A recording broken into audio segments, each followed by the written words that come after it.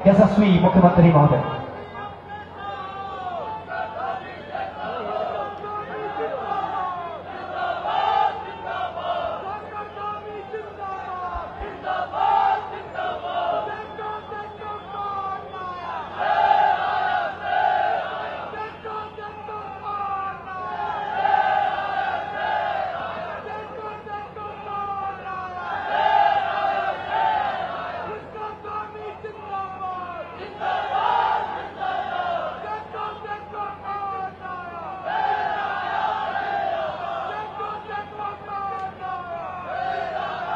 अब मेरे साथ लगे दोनों लोग वहां से भी यहाँ से।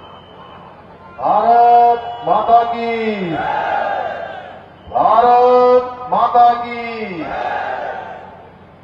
पिथौरागढ़ में आयोजित सहकारिता मेले के अवसर पर मंच पर आसीन अभी आप सब लोगों ने जिनको सुना, अल्मोड़ा पिथौरागढ़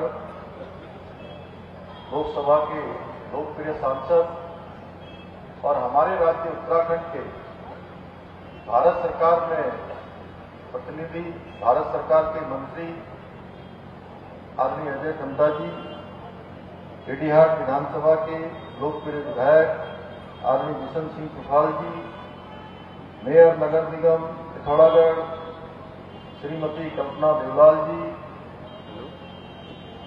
अध्यक्ष जिला पंचायत पिथौरागढ़ श्री जितेंद्र प्रसाद जी, भारतीय जनता पार्टी के जिलाध्यक्ष गिरीश जोशी जी,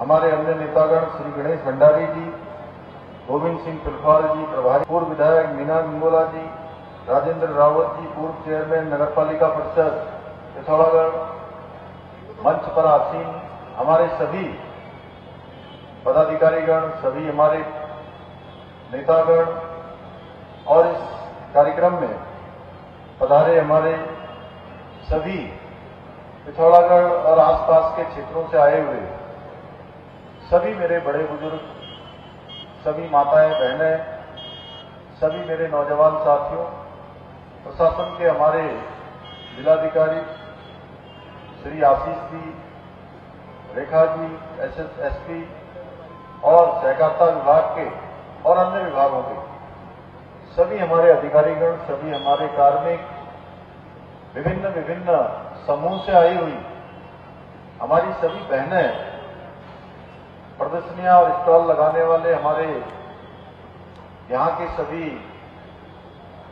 उत्पाद बनाने वाले उत्पादक, उनका विपणन करने वाले और विभिन्न विद्यालयों से यहाँ पर अपनी प्रस्तुति देने के लिए आए हुए सभी मेरे प्रिय छात्र एवं छात्राएं, मीडिया के सभी मित्र, मैं सबसे पहले तो अंतर्राष्ट्रीय सहकारिता वर्ष 2025 के उपलक्ष्य में आयोजित इस सहकारिता मेले में उपस्थित पिथौरागढ़ क्षेत्र के मेरे समस्त परिवारजनों का मैं हृदय से स्वागत करता हूं, आप सबका अभिनंदन करता हूं और आप सब ने मेरा स्वागत किया, अभिनंदन किया।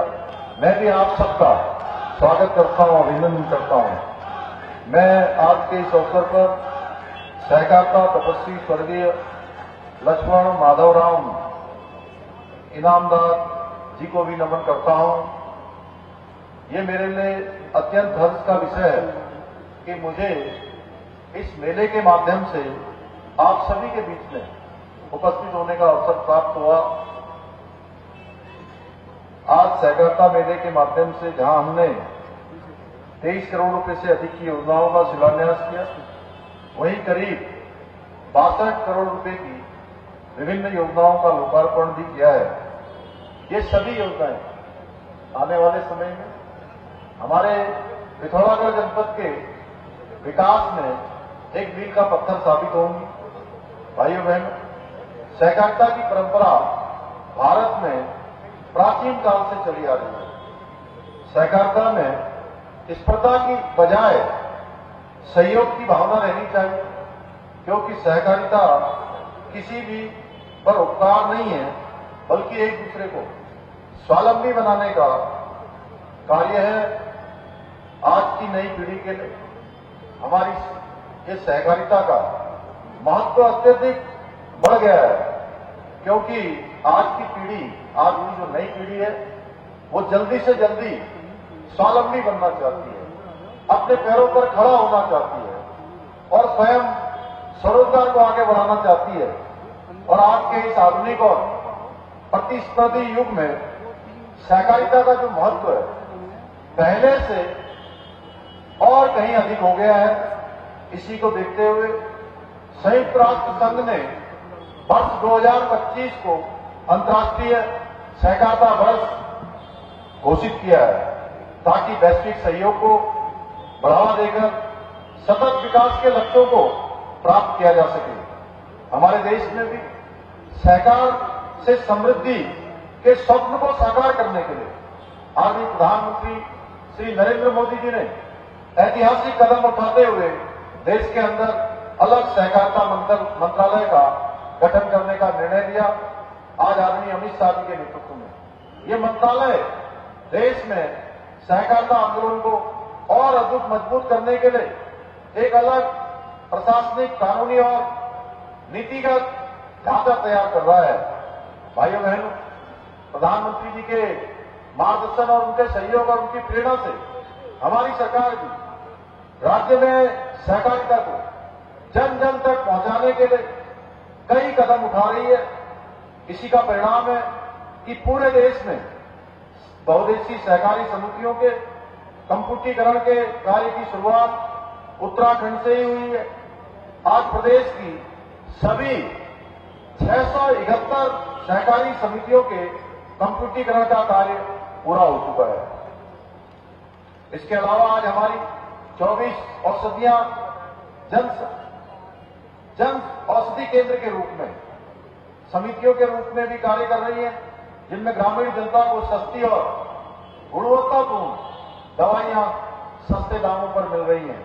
इतना ही नहीं, हमने 640 समितियों को कॉमन सर्विस सेंटर के रूप में भी विकसित किया है। अब ये समितियां केवल ऋण देने तक सीमित नहीं है, बल्कि बीमा, पेंशन, बिजली बिल भुगतान, आधार सेवाएं सहित अनेक डिजिटल सेवाएं प्रदान कर रही हैं। इसके अतिरिक्त मुझे बताया गया है कि हमारे 13 जिलों में कुल 5,511 समितियों में से 3,838 समितियों का डेटा राष्ट्रीय सहकारी डेटाबेस पर अपलोड कर दिया गया है। इससे राज्य की सभी सहकारी समितियों की समस्त जानकारी एक पारदर्शी तरीके से हमारे समक्ष उपलब्ध रहेगी। इतना ही नहीं, हमारी सरकार ने फरवरी 2023 से अब तक 800 नए पैक्स, 248 नई डेयरी समितियां और 116 मत्स्य समितियां गठित की हैं। इसके अलावा उत्तराखंड सहकारी संघ द्वारा मिलेट मिशन योजना के अंतर्गत, जहां पिछले वर्ष किसानों से मंडवा की खरीद एमएसपी 42 रुपये 90 पैसे प्रति किलो की दर से की गई, वहीं इस वर्ष किसानों को और अधिक लाभ पहुंचाने के लिए मंडवा की खरीद को 48 रुपये 86 पैसे प्रति किलो की दर से की जा रही है। यही नहीं, हमारी सरकार द्वारा पंडित दीनदयाल उपाध्याय किसान कल्याण योजना के अंतर्गत, जहां किसानों और स्वयं सहायता समूह को पशुपालन, दुग्ध व्यवसाय, मछली पालन, फूलों की खेती जैसे कृषि कार्यों के लिए 5 लाख रुपए तक का ब्याज मुक्त ऋण उपलब्ध कराया जा रहा है। वहीं सहकारी समितियों के माध्यम से लघु और सीमांत किसानों को 1 लाख रुपए का ब्याज मुक्त फसली ऋण भी उपलब्ध कराया जा रहा है। हमने प्रदेश के सहकारी बैंकिंग क्षेत्र को और सशक्त बनाने की दिशा में उल्लेखनीय कार्य किए हैं।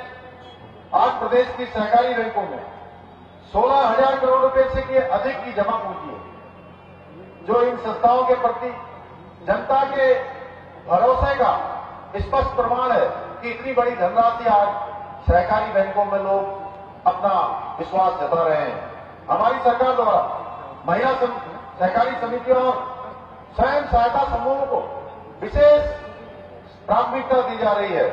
इन समितियों के माध्यम से महिला उद्यमिता को प्रोत्साहित किया जा रहा है, जिससे महिलाएं न केवल आत्मनिर्भर बन रही है बल्कि स्थानीय अर्थव्यवस्था की मजबूत धुरी भी आज हमारी बहनें बन रही हैं। मुझे गर्व है कि आज प्रदेश की 1,68,000 से अधिक बहनों ने लखपति दीदी बनकर महिला सशक्तिकरण की दिशा में एक इतिहास बनाने का काम किया है। भाइयों बहनों, मुझे बताया गया है कि गंगोलीहाट नाचनी में कामधेनु सहकारिता समूह द्वारा लगभग 500 लीटर दूध और दूध उत्पाद बेचकर उल्लेखनीय उपलब्धि हासिल की है। मैं कामधेनु सहकारिता समूह की पूरी टीम को बधाई देता हूं। आप सभी न केवल स्थानीय स्तर पर दुग्ध उत्पादन और विपणन को सशक्त बना रहे हैं बल्कि प्रदेश में ग्रामीण अर्थव्यवस्था, महिला सशक्तिकरण का भी एक उत्कृष्ट उदाहरण प्रस्तुत कर रहे हैं। भाइयों बहनों, हमारी सरकार विभिन्न परियोजनाओं के माध्यम से पिथौरागढ़ जनपद सहित संपूर्ण क्षेत्र के समग्र विकास को सुनिश्चित करने हेतु पूर्ण प्रतिबद्धता के साथ काम कर रही है। आपको अभी भाई अजय टंटा जी बता रहे थे, आप सबको पता होगा कि 12 अक्टूबर 2023 को आदि प्रधानमंत्री नरेंद्र मोदी जी यही हमारे पिथौरागढ़ में आए थे। उससे पहले वो सीमांत क्षेत्र जौलीग्राम आदि कैलाश की उन्होंने यात्रा की। गुंजी जैसे सीमांत क्षेत्र को गए थे। जागेश्वर धाम का भी उन्होंने दर्शन किए थे। और आप सबको पता है कि उनके उस क्षेत्र में जाने के बाद किस प्रकार से आप वहां आने वाले पर्यटक, दर्शनार्थी, श्रद्धालु और भक्तगण पूरे देश और दुनिया से आ रहे हैं। वो पिथौरागढ़ वालों को इसमें ज्यादा बताने की आवश्यकता नहीं है, क्योंकि जिस प्रकार से यहां पर कारोबार बढ़ा है, पूरा क्षेत्र हमारा ये। आज मैं कल रात मुंशेरी में था, आज फिर सवेरे में मिलन में था, तो मुंशेरी के लोगों ने भी मुझे बताया कि आदि कैलाश यात्रा के प्रारंभ हो जाने से अजय भाई कि न केवल पिथौरागढ़ बल्कि आसपास के क्षेत्रों का भी व्यापार तेजी से बढ़ा है, अन्य काम धंधे तेजी से बढ़े हैं और हमारे यहाँ पर अपार संभावनाएं पिथौरागढ़ जनपद में हैं। उसको लेकर हम बहुत सारे काम कर रहे हैं। मिलन क्षेत्र को, जो कि एशिया का सबसे बड़ा ग्लेशियर है, उस क्षेत्र में अचानक संभावना है और जब आदि कैलाश का क्षेत्र डेवलप होगा, वहां आने वालों की संख्या बढ़ेगी। मिलन क्षेत्र, मुंशेरी क्षेत्र, हमारा पंचाचूरी का क्षेत्र, वेरीनाथ का क्षेत्र, ये सारे क्षेत्र जब हमारे विकास की दिशा में आगे बढ़ेंगे, आने वालों की संख्या बढ़ेगी, तो निश्चित रूप से पिथौरागढ़ का भी विकास बहुत तेजी से होगा।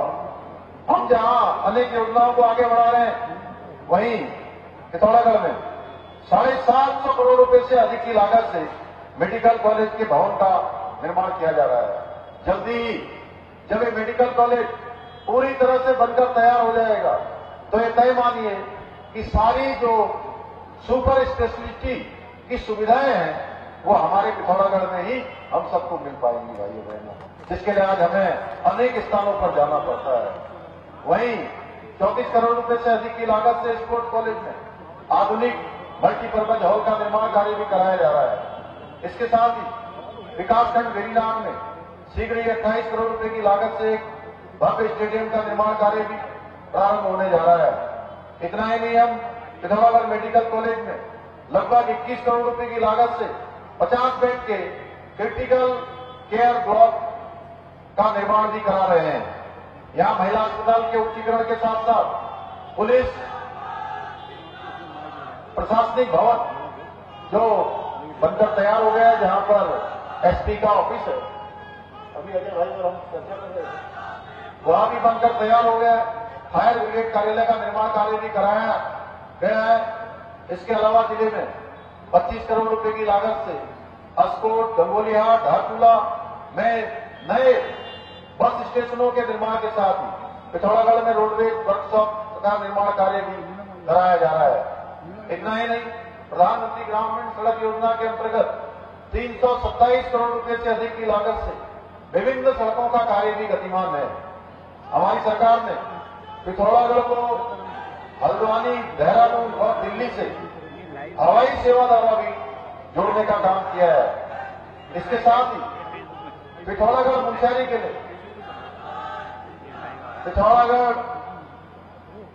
के लिए हेली सेवा भी प्रारंभ की गई है, जिससे स्थानीय जनता के साथ साथ पर्यटकों को भी बड़ी सुविधा मिली है।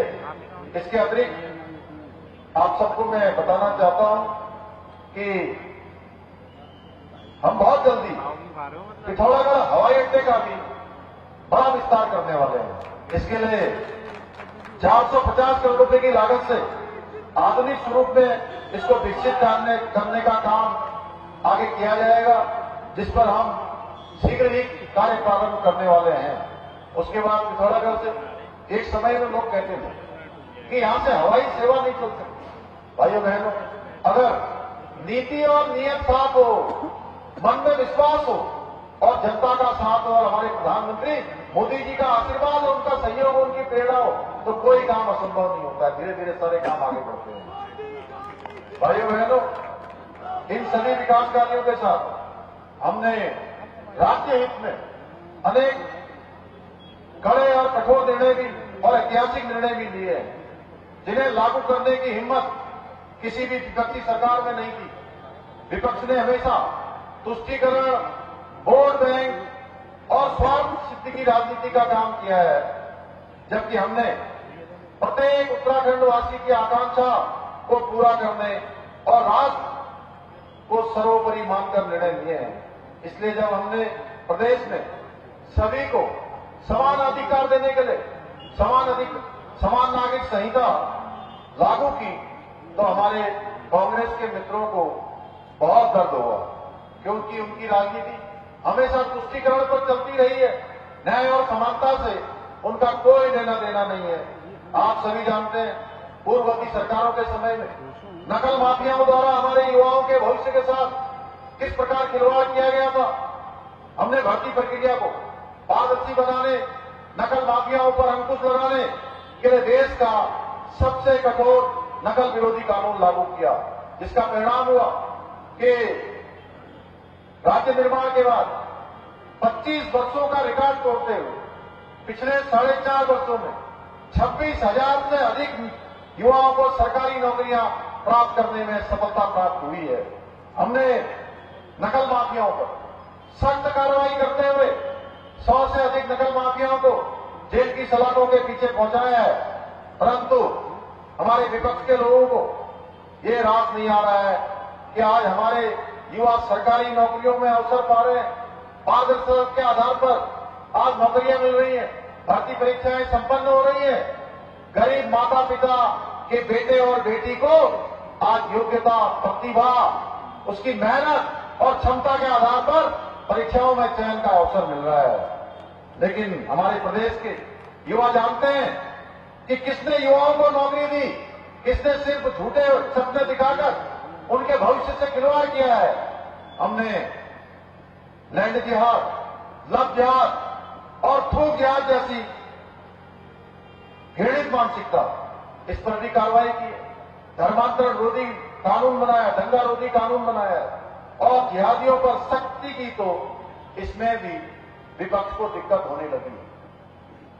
वहीं हमने अवैध मदरसों पर कार्रवाई की। भाइयों बहनों, नाम बदलकर अवैध मदरसे चल रहे थे, नाम कुछ और काम कुछ और हो रहा था। संदिग्ध लोग आ रहे थे जिनका इतिहास ठीक नहीं था। ऐसे लोगों की शरण स्त्री ये हमारे ऐसे स्थान बन रहे थे। हमने जब इन मदरसों पर कार्रवाई की तो विपक्ष हम पर भेदभाव करने का आरोप लगाया। अब जब हमने प्रदेश में मदरसा बोर्ड को समाप्त करने का निर्णय लिया तो विपक्ष अब तो बहुत ही परेशान हो रहा है।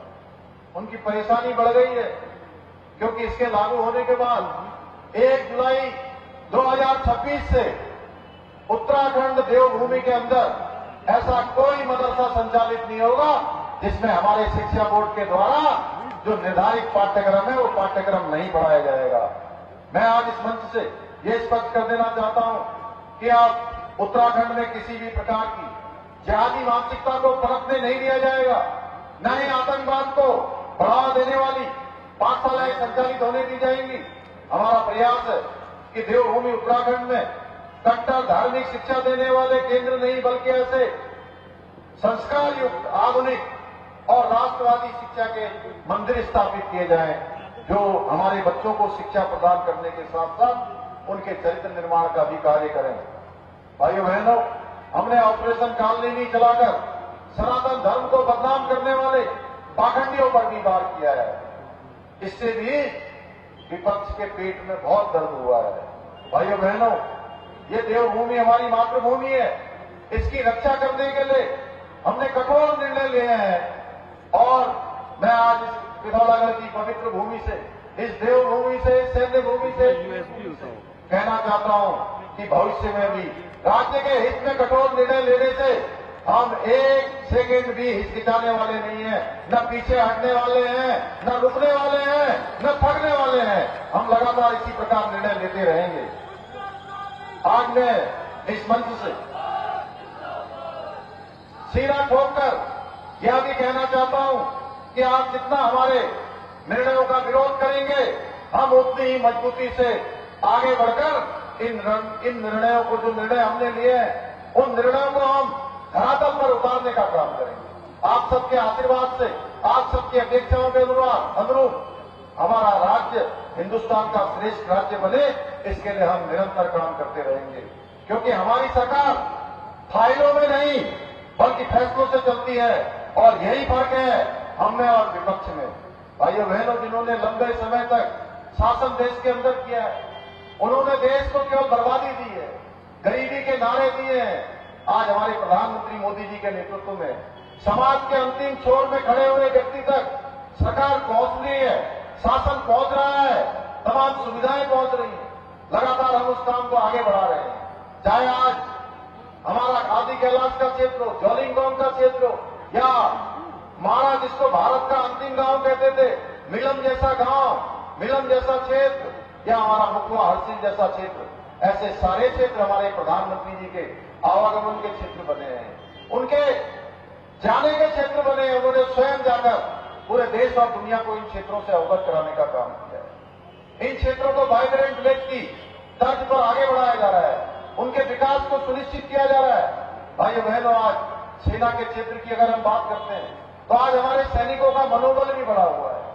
आज हमारे सैनिक पूरे मनोबल के साथ, साहस और पराक्रम से, चाहे सर्जिकल स्ट्राइक हो, एयर स्ट्राइक हो या ऑपरेशन सिंदूर हो, उसके माध्यम से दुश्मन के दांत खट्टे करने का काम कर रहे हैं। क्योंकि हमारे प्रधानमंत्री जी के नेतृत्व में आज हमारे पास ऐसा सशक्त नेतृत्व है जो देश को आज वैश्विक स्तर पर आज एक नई पहचान दिला रहे हैं। आज कोई ऐसा विश्व का मंच नहीं है जहां भारत के रुख का इंतजार न होता हो, भारत की प्रतीक्षा न होती हो। भाइयों बहनों, आज हम प्रधानमंत्री जी के नेतृत्व में उत्तराखंड को देश का श्रेष्ठ राज्य बनाने के लिए विकल्प नहीं संकल्प को लेकर आगे बढ़ रहे हैं। और ये संकल्प हमारा बिल्कुल एकदम आपके आशीर्वाद से, आपकी शुभकामनाओं से, आपके समर्थन से निरंतर मजबूत होगा।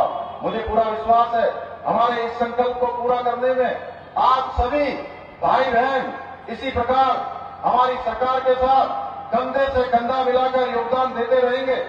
इसी विश्वास के साथ मैं आप सभी को बूढ़ी दिवाली इगास की भी अग्रिम बधाई देते हुए अपनी बात को समाप्त करता हूं। धन्यवाद। जय हिंद, जय भारत, जय उत्तराखंड। बहुत बहुत धन्यवाद।